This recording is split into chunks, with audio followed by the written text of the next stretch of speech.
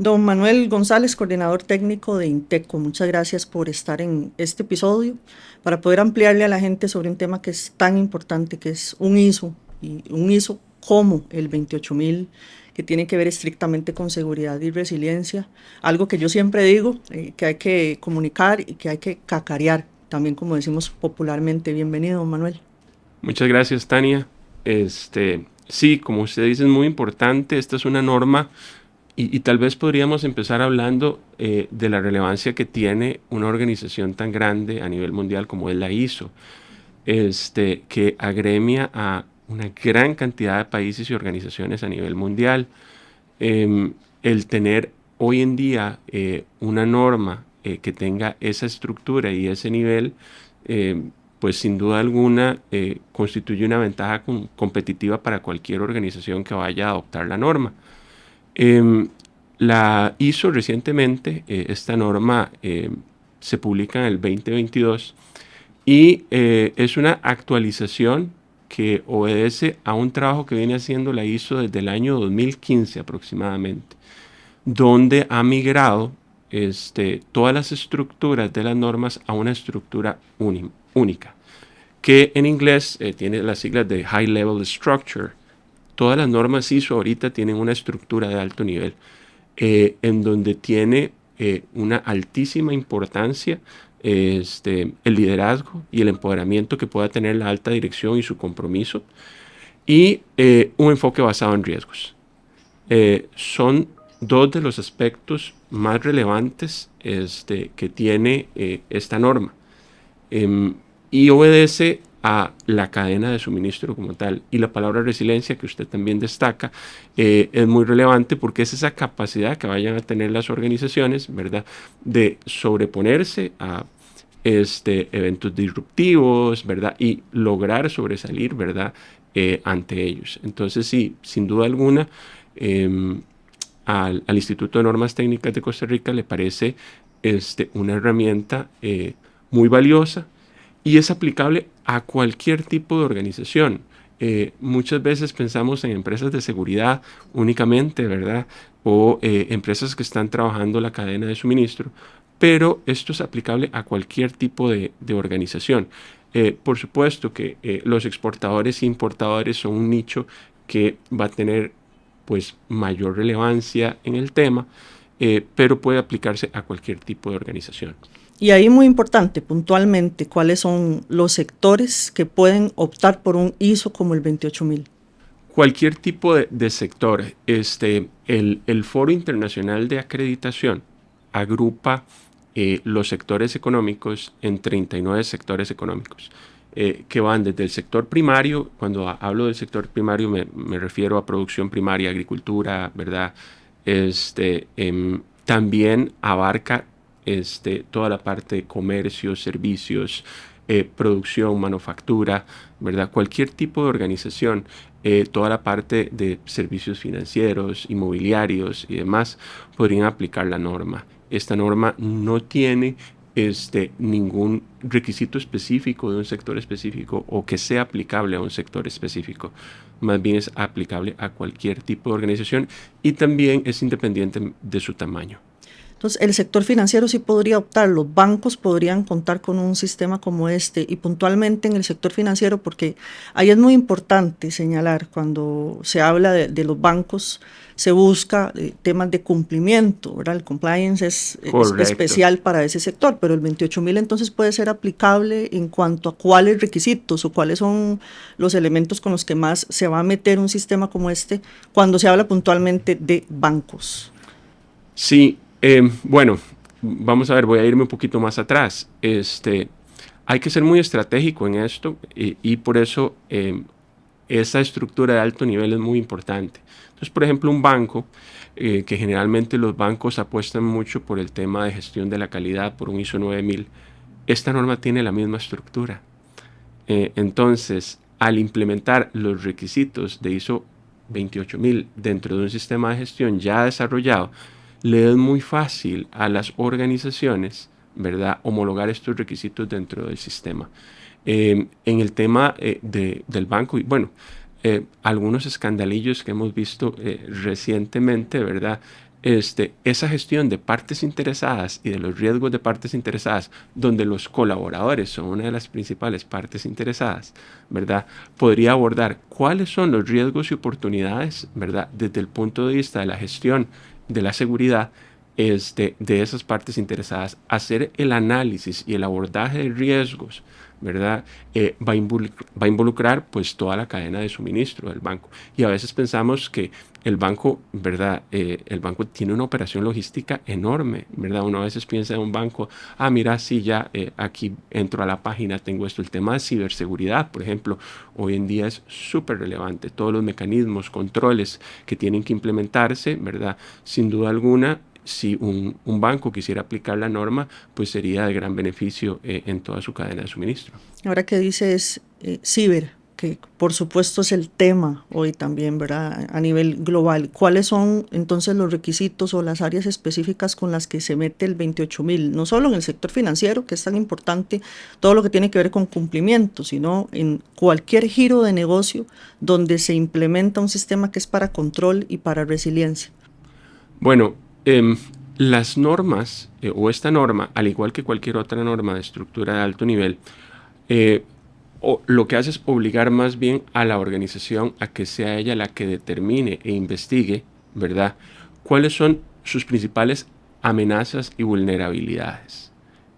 Es a la organización a la que le va a tocar, ¿verdad? Y va a requerir, por supuesto, de un conocimiento técnico, ¿verdad? Y una gestión de esos riesgos por parte de la organización. Lo que quiero decir con esto es que la norma es muy amplia, no pone requisitos específicos o dice usted tiene que adoptar específicamente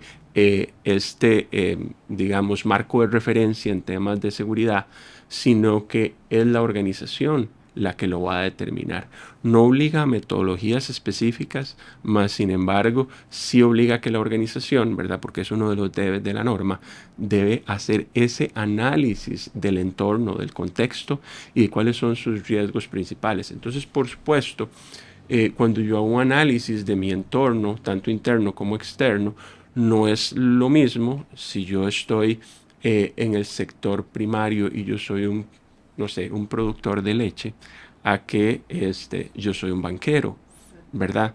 Entonces, ¿cuáles van a ser esos riesgos dentro de mi contexto, ¿verdad?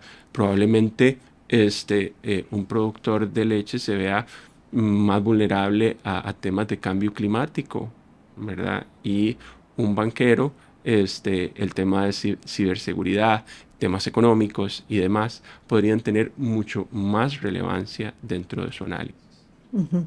Ahora, en la implementación, porque hacer el análisis de los riesgos no necesariamente en cualquier giro de negocio pueden hacerlo porque no son técnicos. Entonces, cuando se va a implementar la norma a lo largo de ese proceso y ese tiempo, ¿cómo se le facilita al empresario que va a optar por el sistema, de alguna forma, herramientas? Porque yo entiendo que el ente, que es Inteco, que es normalizador por excelencia, es el que va a ir a auditar, pero tiene que haber algún tipo de soporte o no necesariamente. ¿Cómo hacen en cada Ujú. uno de los giros de negocio para entender? Porque nosotros podríamos tenerlo muy claro por ser auditores o asesores, pero un empresario, la alta gerencia, más allá del compromiso, ¿cómo pueden hacer para implementarlo entendiéndolo? ¿Se les dan capacitaciones, formación de algún tipo? Sí, bueno, primero quiero aclarar un tema de imparcialidad y conflicto de intereses. Al ser un organismo de normalización y tenemos por ahí un eje dentro de los servicios que brindamos de toda la parte de evaluación de la conformidad, no podemos dar ningún tipo de asesoría o consultoría a las organizaciones. Entonces, esa pata del banco no la podemos usar, ¿verdad? ¿Por qué? Porque estrictamente los organismos de certificación deben cumplir también con normas de acreditación. Y uno de los requisitos de esas normas de acreditación es que no puede haber un conflicto de intereses y no podemos dar ningún tipo de asesoría o consultoría a las organizaciones. Más sin embargo, la parte, digamos, de formación y capacitación sí la podemos dar. Es decir, dentro de lo que llamamos cursos de catálogo, podemos brindar cursos de ISO 28000, así como brindamos cursos de cualquier otra norma de sistemas de gestión. En esa parte, pues sí. También de manera totalmente transparente y abierta, ¿verdad? Aquellos consultores o organizaciones que se dediquen a esto, ¿verdad? Pueden hacer referencia para que las organizaciones que anden buscando algún tipo de consultoría o asesoría, pues también puedan acercarse a empresas o consultores independientes que le pueden ayudar en la implementación. Porque sí, definitivamente, como decía usted, eh, nosotros podemos hablar del tema de riesgos, pero ya implementarlo, desarrollarlo, tener el conocimiento, las herramientas, los criterios adecuados para hacer una evaluación, cómo poder hacer una adecuada identificación y demás, sí definitivamente requiere gente con experiencia, gente formada en el tema. Sí, es complejo. Entonces, sí hay cursos que son estrictamente para que la gente pueda, no solo el asesor que va a ayudar en la implementación, sino que son abiertos para que cualquier otra persona pueda optar por un curso para gestionar riesgos o para temas de continuidad de negocio, porque veo que el 28000 está muy enfocado en continuidad. Sí, correcto. Son cursos totalmente abiertos y están totalmente accesibles al público. Podemos, también existe la posibilidad de dar cursos, digamos, in-house, por decirlo así. No son cursos a la medida, no es una asesoría, ¿verdad? Van a tener igualmente los mismos contenidos, pero tal vez por un tema estratégico la organización le conviene más hacer un curso cerrado dentro de su organización que enviar tal vez a una persona nada más a que desarrolle el conocimiento, ¿verdad? Entonces va a ser mucho de la estrategia que tenga la organización a la hora de abordarlo. Claro. Hay un tema que es muy importante que no se nos puede pasar, que tiene que ver estrictamente con la Organización Mundial de Aduanas, con el respaldo que tiene un ISO como 28000, con las aduanas de cada uno de los países. Entiendo que es una plataforma per se, que es una base para poder optar por el OEA, que es obviamente certificado por aduanas. Entonces me gustaría que amplíe sobre eso, porque la gente no lo tiene tan claro en Costa Rica. Lo hablábamos en off, fuera de micrófonos. A mí me parece que para los que creemos en los sistemas de gestión de seguridad y de resiliencia, precisamente para poder darle las herramientas a las empresas para resistir al crimen organizado, a las organizaciones, a las redes ilícitas en general, es muy importante. Entonces, suscriben criterios de CITIPAT, por ejemplo, suscriben criterios que son de seguridad de carácter mundial en el 28000, ¿no? Sí, bueno, la norma es reconocida por OEA, ¿verdad? Entonces ya de por sí debería brindarle al empresario, a la organización, una seguridad enorme cuando va a tomar la decisión de implementarla, ¿verdad? Es decir, debería ser un beneficio per se, ya el hecho de que va a ser reconocido, ¿verdad? A pesar de que es una norma, como hablábamos al inicio de esta conversación, que tiene una amplitud de aplicación, ¿verdad? Podríamos ver esto como una ventaja competitiva para el empresario que decida desarrollarla. Ahora, también el empresario siempre va a buscar algún retorno, ¿verdad? Cómo monetizar esto. Y esa promesa no se la podemos hacer, ¿verdad? Aquí va a depender muchísimo del compromiso que tenga la dirección en que realmente si tenemos un sistema de gestión que me va a permitir gestionar toda la seguridad de la organización, eh, ya de por sí esto debería ser un beneficio enorme. Vamos a ver, decía un colega mío, uno no quiere invertir en seguridad, pero cuando le toca pagar las consecuencias, se vuelve carísimo. Entonces, creo que hay que verlo desde ese punto de vista, como una inversión, ¿verdad? Porque usted puede dormir tranquilo, usted está haciendo todo ese análisis de cuáles son esas amenazas y vulnerabilidades y tiene la capacidad y la resiliencia para abordarlas, ¿verdad? Además de todo el enfoque basado en riesgos que le va a permitir una gestión muy expedita. Y esto desde el punto de vista económico, al final realmente vale la pena, porque yo lo estoy, ¿cómo decirlo?, gestionando preventivamente, en lugar de tener que ir y apagar el incendio, ¿verdad?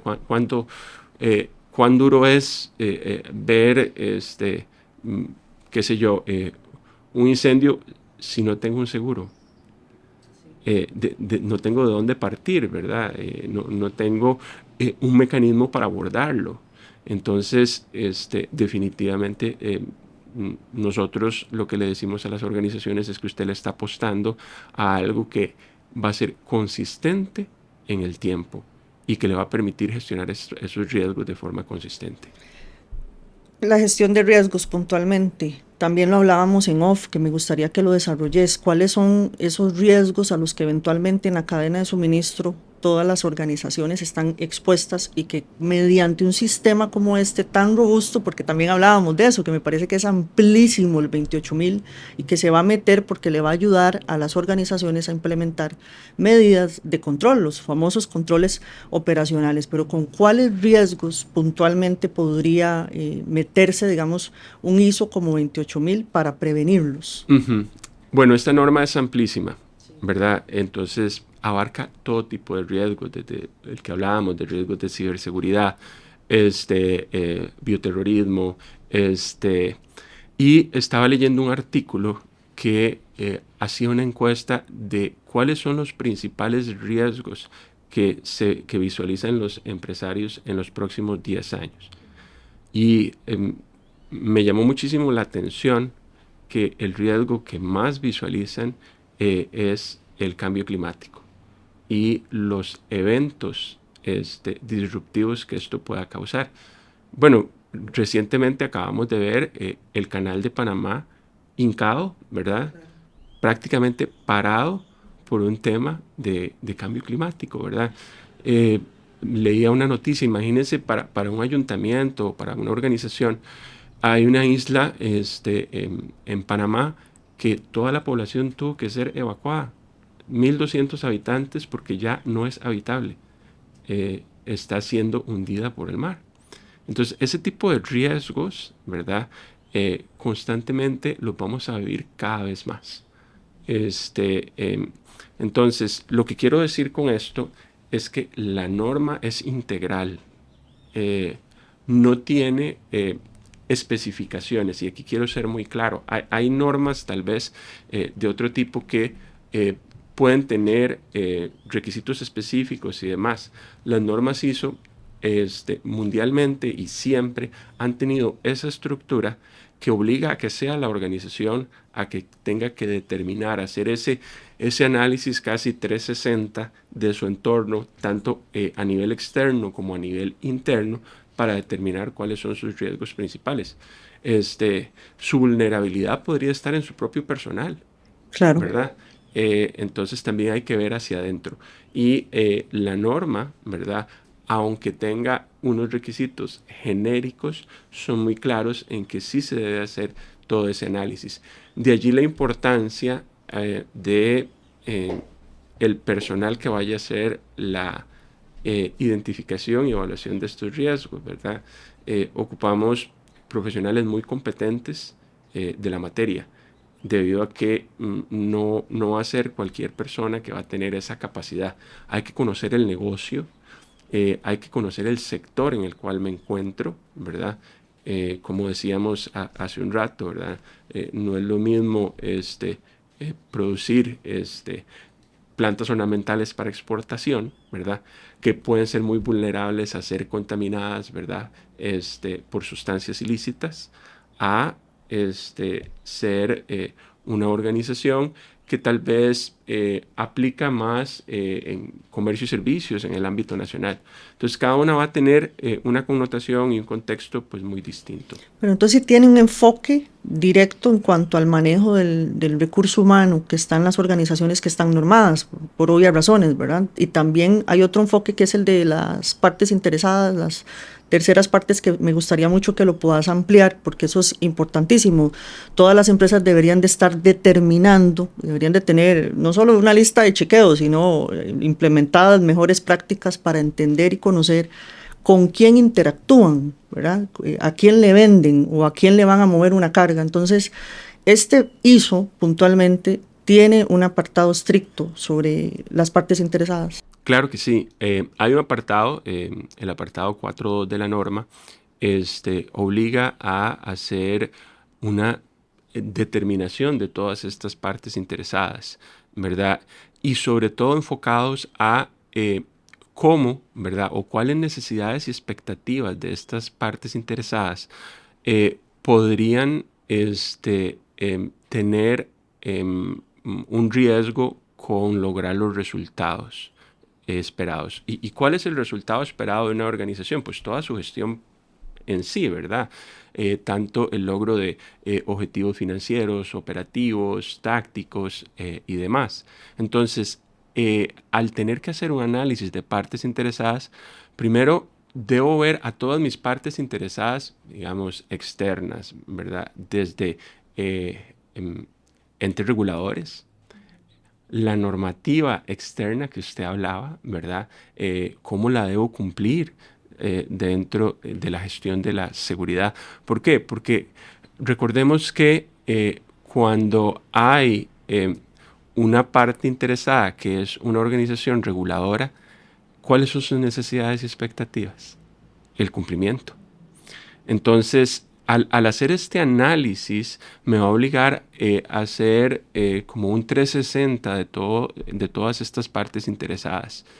Asimismo, debo volver a ver a lo interno y dentro de lo interno pues están mis colaboradores, ¿verdad?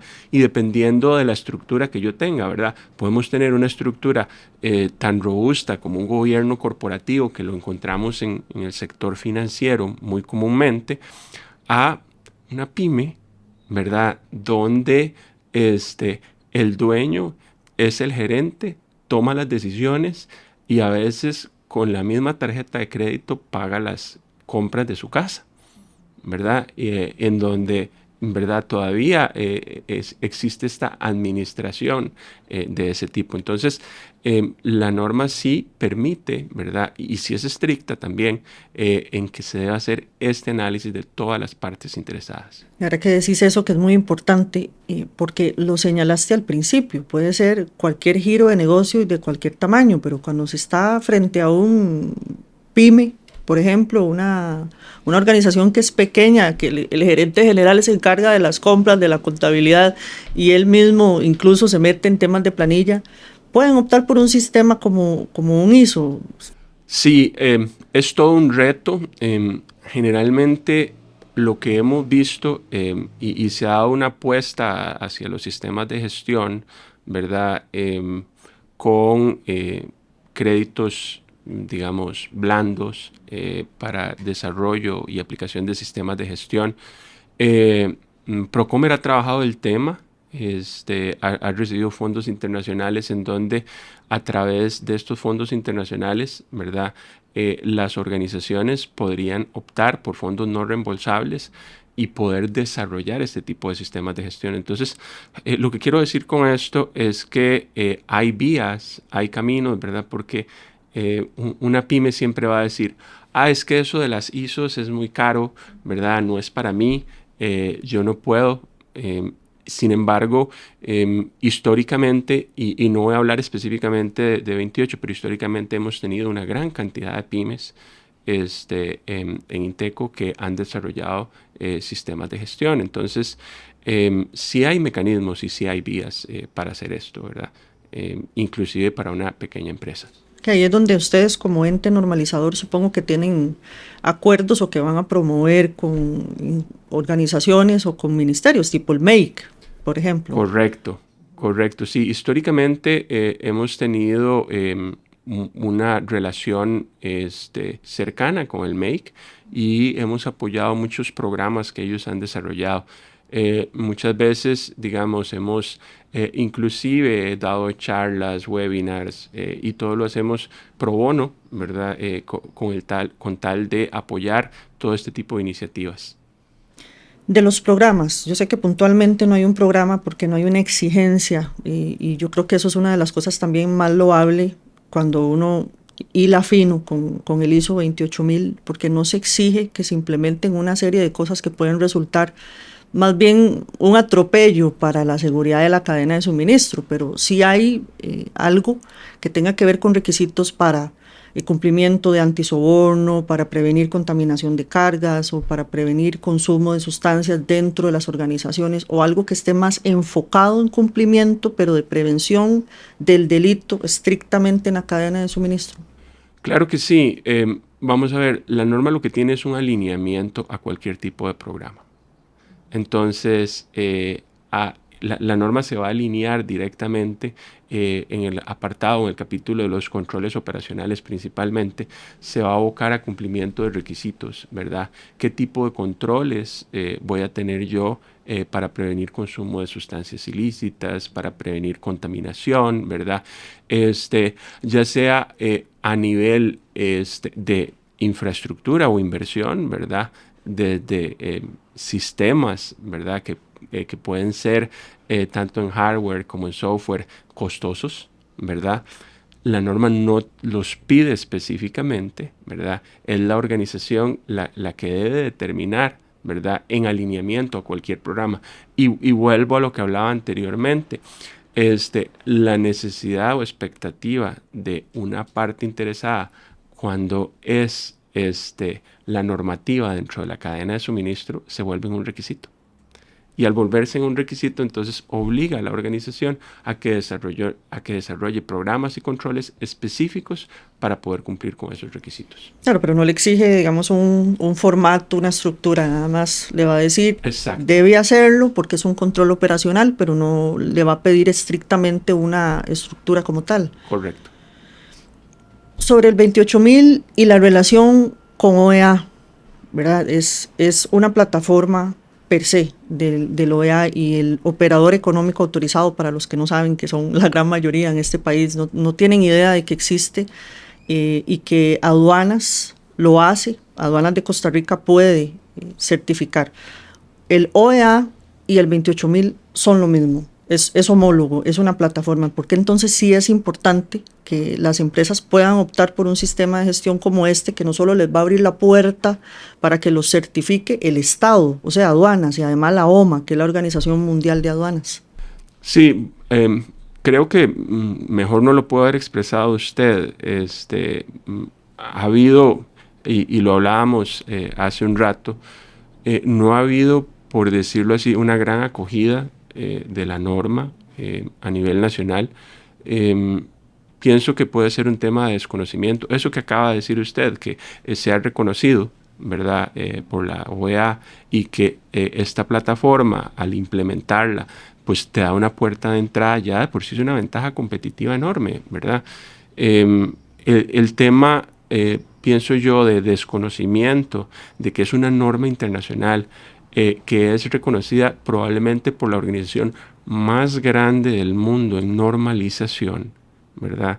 Y que tiene ese reconocimiento además. Definitivamente creo que no está siendo aprovechada adecuadamente. Probablemente, y es otro tema que tocan mucho los empresarios, puede ser el tema de incentivos, ¿verdad? ¿Qué otros incentivos puede recibir un empresario a la hora de implementar la norma sin que necesariamente sea monetizable, ¿verdad? Y esos intangibles a veces son difíciles de vender. El empresario quiere resultados, ¿verdad? O quiere un retorno inmediato casi, ¿verdad? Pero definitivamente lo que hablábamos en el tema de cómo gestionar las amenazas y vulnerabilidades en este tema, para mí ya por sí eso constituye una gran ventaja. Bueno, hay una ventaja competitiva y además, ya lo decíamos, le abre las puertas a las empresas para que puedan certificarse con OEA, y ahí sí, para los empresarios, cuando se habla de monetizar, por supuesto que se va a poder monetizar porque se está previniendo delito y porque además, eventualmente cuando usted pone seguridad sobre su cadena de suministro, está previniendo delito, entra en un encadenamiento seguro que además es de carácter mundial, tiene un reconocimiento, un ISO, que yo siempre digo, no es nada más poner, ¿verdad?, el adhesivo con el loguito del ISO X o del OEA per se. Es un tema que también va y deriva de cuán sana puede ser su imagen para poder posicionarse a nivel comercial. Entonces sí o sí es monetizable tener un sistema de gestión. Para ir cerrando con las grandes ideas que ya se plantearon, quisiera que nos hagas un resumen y una reflexión final de la importancia del ISO 28000. Ya dijimos que es homólogo de OEA y que esto pues obviamente les va a facilitar tener seguridad y tener orden y dar trazabilidad a todos sus procesos. Pero ¿por qué es tan importante 28000 en el país? Y también es casi que un llamado, ¿verdad?, a la reflexión, porque también lo conversamos fuera de micrófono. En Costa Rica prácticamente no hay empresas con un ISO 28000, pese a que es plataforma del OEA y que es tan importante. Y ahora, con un país con cifras como las que tenemos hoy, desafortunadamente, de inseguridad, de asalto, de robo, de contenedores, todo lo que afecta a la cadena, al transporte, la contaminación de cargas, etcétera. O sea, deberíamos de estar optando más porque la empresa privada, que yo sé que no es el rol de ustedes, Inteco simplemente no, sino en términos generales, porque no es simple, es muy grande y es muy robusto. Inteco normaliza, entonces no tiene que estar haciendo, decimos, ventas o promociones para que las empresas opten. Las empresas deberían de llegar solas, ¿verdad?, a buscar un sistema de gestión que les va a garantizar una serie de temas que no solo es el orden a lo interno, sino el análisis de riesgo y también hacia afuera la relación que yo tengo con las partes. Pero en términos generales y para cerrar, una reflexión en la importancia que reviste el 28000, ¿por qué sí o sí Costa Rica debería estar optando más por un sistema de gestión como este? Estoy pensando, cuando usted dice la palabra importancia, en la economía de este país. Costa Rica basa aproximadamente, probablemente, no sé si estará más alto, pero tenemos un PIB que en comercio y servicios debe rondar el 65% y es una de las economías más abiertas del mundo. Costa Rica tiene firmados tratados de libre comercio con una gran cantidad de países en la región. ¿Qué hace Costa Rica? Entonces, es un intercambiador de bienes y servicios, ¿verdad?, tanto de exportación como de importación. Y ahí, definitivamente, hay una gestión de riesgos en toda esa cadena de suministro que tenemos. Con más razón, ¿verdad?, la importancia de que las organizaciones que interactúan tanto con tantas partes interesadas en el entorno deberían tener, ¿verdad?, una plataforma como ISO 28000, como un sistema de gestión. Y bien lo decía usted, ¿verdad? No es solo ordenar la casa.